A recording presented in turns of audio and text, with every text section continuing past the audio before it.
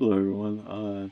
Today I'm going to show you a little thing I made in Blender so that when I'm sorry, I was about to sneeze. You're like in a scene, natural lighting. You're not really trying to do studio lighting, but you still want to get those highlights in the eyeballs that look really nice and give life to the character. Today I'm going to show you how to do that. Here I have this beautiful man, and it's going to kind of be an example. So right now this is kind of what you would expect to see. I have an HDRI, but you can see that we're seeing nothing. So let me just massage my eye catcher into place and look at that. We got eye reflections and they look pretty good in my opinion. They're selling the effect, and basically what I'm doing is we'll move down right next to his foot. Basically what this is just a normal kind of eyeball setup I made a long time ago. It's just the eye texture, and then the outside is just the glass part. The real magic happens right here. ELC, I came up with the name while I was making the zip file to share on Google Drive, which will be in there. So it's pretty simple. We got rotation, so we can control the rotation of the reflection. And then we got the intensity.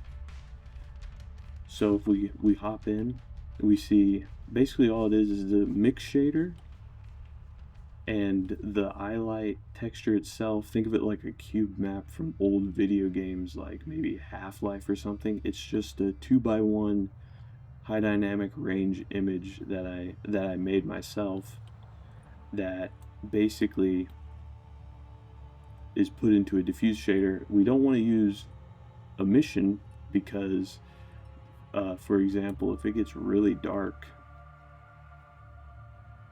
it dims with it, and if you're like in absolutely zero lighting, you're not going to get the highlights at all.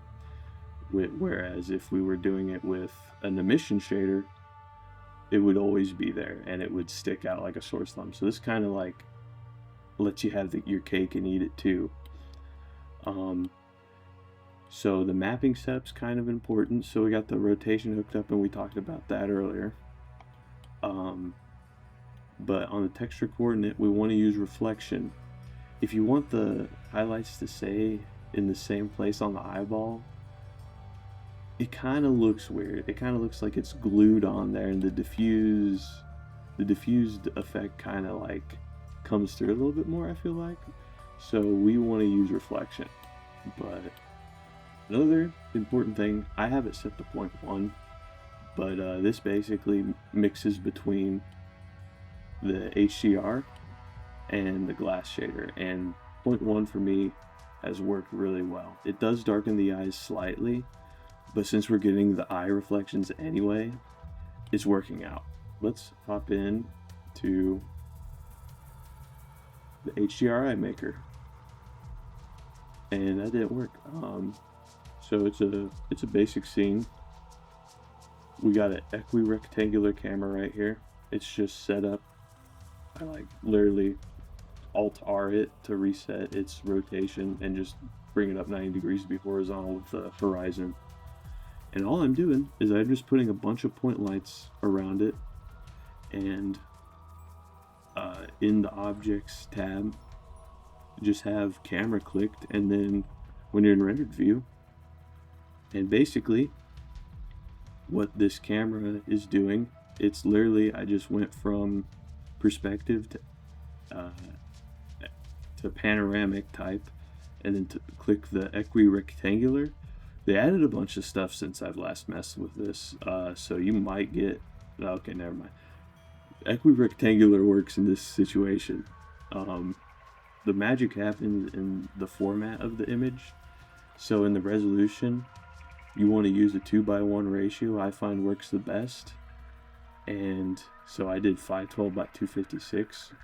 You can do 2000 by 1000, 4000 by 2000. You can do whatever floats your boat. It's gonna work. Just keeping that 2:1 ratio has worked for me. And in our output, we just want to make sure we export it as a HDR. Why do we do that? It's so when we mess with the intensity slider, we don't have to worry about any artifacts from like a JPEG compression or PNG compression coming through, because you got that thing cranked like crazy. In reality, probably doesn't matter. But overall,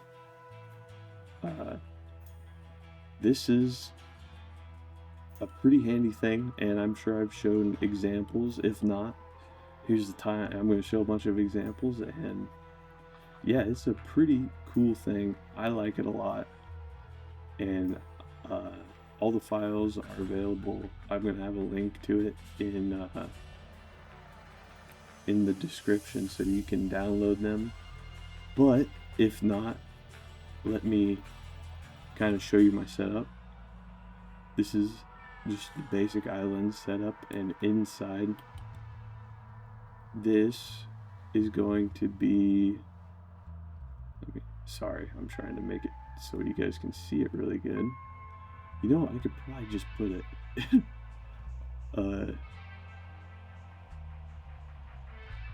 screenshot of it, and I'm gonna do that. I'm sorry,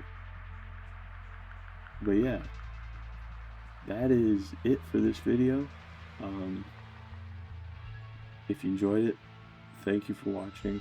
Have a wonderful day. Bye bye.